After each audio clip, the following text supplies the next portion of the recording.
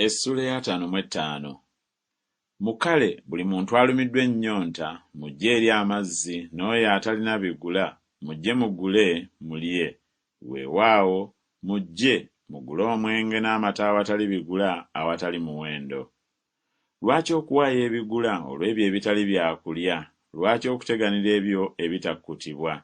Mumpulirire ddala nze mulye ebirungi, obulamu bwammwe busanyukire amasavu.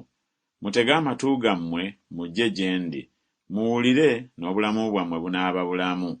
Nange nnaalagaana nammwe endagaano eteriggwaawo, kwe kusaasira kwa Dawudi okwenkalakkalira. Laba, muwaddeyo okuba omujuliro eri amawanga, omukulu era omugabe eri amawanga. Laba, oliyita eggwanga lye wali tomanyi, era eggwanga eryali terikumanyi liriddukira gy'oli, ku lwa Mukama Katonda wo ne ku lw'Omutukuvu wa Isirayiri, kubanga akugulumizizza. Munoonye Mukama nga bw'akyayinzika okulabika, mumukaabirire nga bw'akyali okumpi.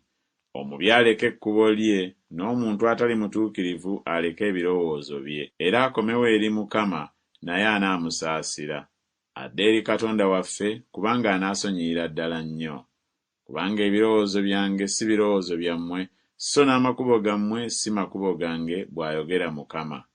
Kuba eggulu nga bwe lisinga ensi obugulumivu, n'amakubo gange bwe gasinga bwe gatyo amakubo gammwe, n'ebirowoozo byange ebirowoozo byammwe.